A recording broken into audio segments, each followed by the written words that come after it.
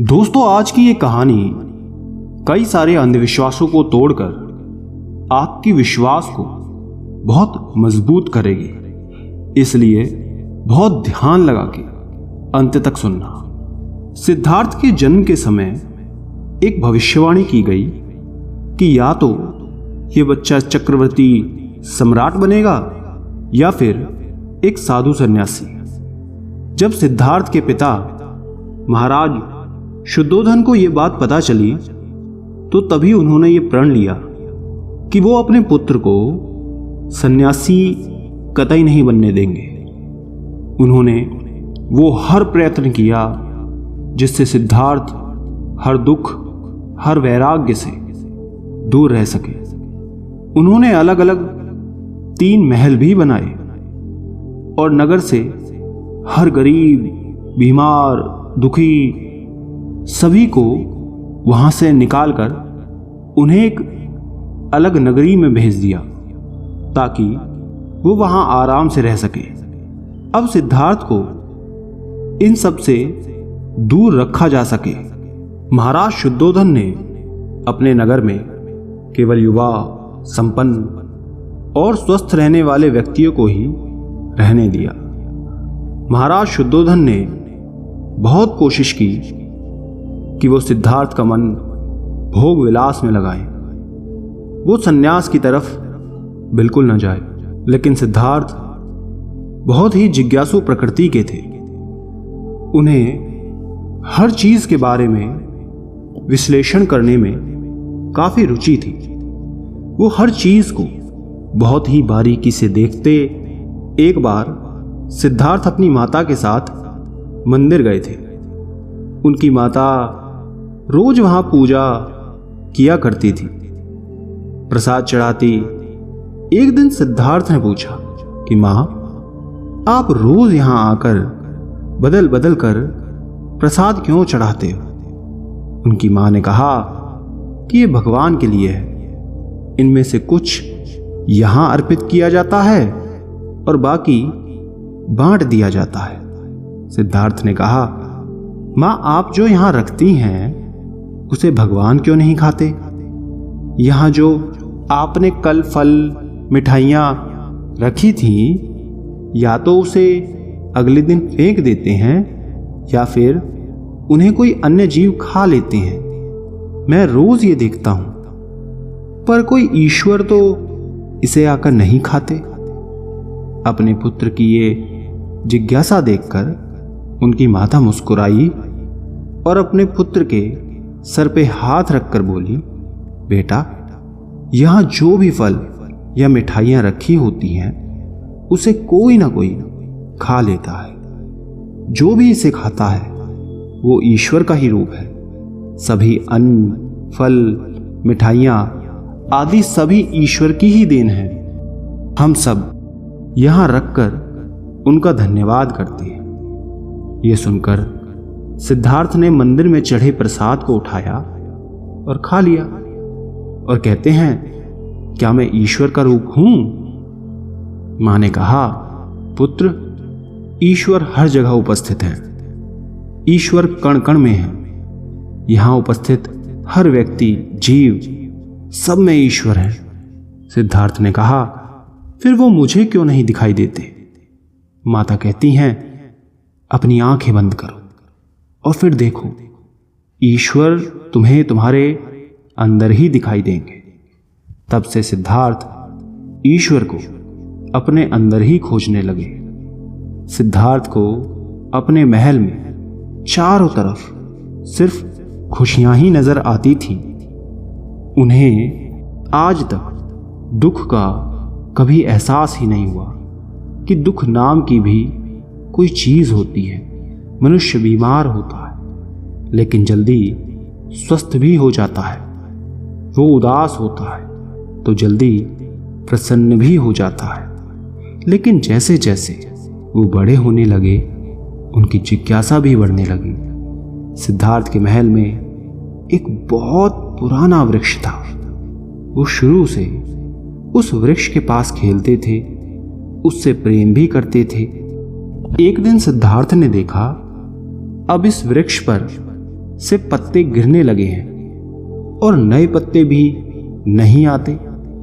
ये वृक्ष भी पुराना हो गया है।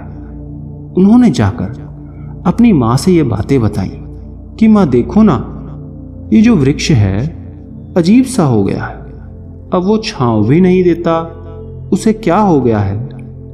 माँ ने याद किया कि महाराज शुद्धोधन ने सिद्धार्थ को मृत्यु से जुड़ी किसी भी बात के बारे में बताने के लिए मना किया था, इसलिए उनकी माता ने उस बारे में कुछ भी नहीं कहा। उनकी माँ ने सिद्धार्थ से कहा कि पुत्र, उस वृक्ष से ईश्वर दूसरे वृक्ष में चले गए हैं। जब उसमें वापस ईश्वर आएंगे तब वो फिर से ठीक हो जाएगा। और एक दिन वो वृक्ष गिर गया। ये देखकर सिद्धार्थ बहुत उदास हुए। वो कुछ दिन एकदम उदास ही रहे। फिर उनकी माता सिद्धार्थ के पास आई और उनका हाथ पकड़कर उस वृक्ष के पास ले गई और बोली, देखो पुत्र, तुम्हारा वृक्ष कहीं नहीं गया है, वो वहीं है जहां वो था। सिद्धार्थ ने देखा कि उस पेड़ की जड़ों के पास एक नया छोटा सा पौधा उग गया है। वो छोटा है लेकिन बिल्कुल वैसे ही है जैसे वो पुराना वृक्ष था। ये देखकर सिद्धार्थ बहुत खुश हुए और अपनी माता से पूछते हैं कि माँ, क्या ऐसा इंसानों के साथ भी होता है। दोस्तों, सभी बच्चे बहुत जिज्ञासु होते हैं, किसी में ज्यादा तो किसी में कम जिज्ञासा होती है। लेकिन हम लोग उन बच्चों की जिज्ञासा का दमन करते हैं क्योंकि उनके पास वही स्वाभाविक प्रश्न होते हैं जिनके उत्तर हमें आज तक नहीं मिले। यही प्रश्न हमें बुद्ध की ओर ले जाते हैं, पर हमारे बुजुर्गों ने हमें इन प्रश्नों के उत्तर कभी दिए ही नहीं। इसलिए हम नहीं चाहते कि हमारे बच्चे भी हमसे वही प्रश्न करें जिसके उत्तर हमें मालूम ही नहीं। हम केवल बड़ी बड़ी बातें करते हैं, धर्म की, नियम की, ईश्वर की, कर्म की, परमात्मा की, आत्मा के होने ना होने की। इतने सारे ईश्वर, धर्म, नियम, जाति, भेदभाव, ये सब किसके लिए? ये सब मनुष्य को दबाए रखने के लिए। और दबाएगा कौन? मनुष्य ही मनुष्य को दबाएगा। एक देश दूसरे देश को, एक धर्म दूसरे धर्म को, एक समुदाय दूसरे समुदाय को, एक जाति दूसरी जाति को, अमीर गरीब को। वो ईश्वर सबके दुख को दूर करेगा। केवल यही सोचकर हम ईश्वर को याद कर लेते हैं, नहीं तो हम ईश्वर को भी याद ना करें। कुछ लोग ईश्वर को आदत से मजबूर होकर याद करते हैं।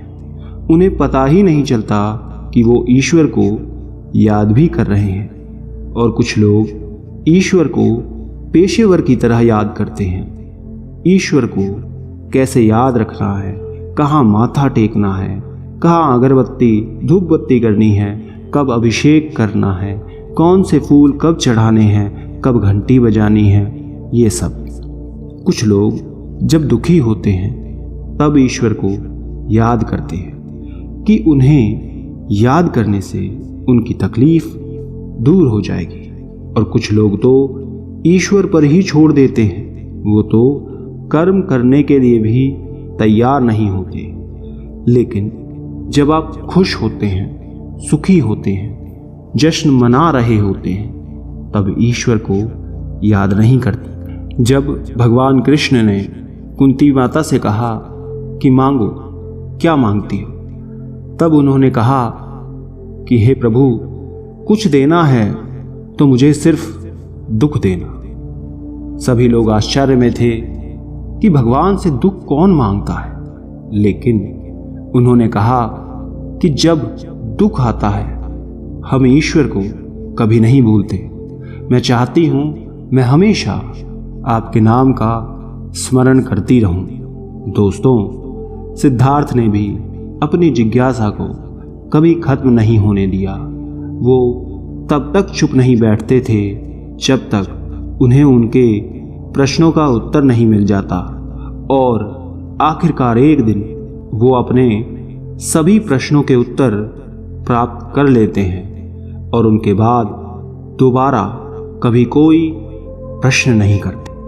दोस्तों, अपनी जिज्ञासा को आप भी दबाएं नहीं, और किसी और की जिज्ञासा को भी कोशिश करें कि कोई आपसे पूछे तो आप उसका जवाब दें, ना कि उसे दबाएं।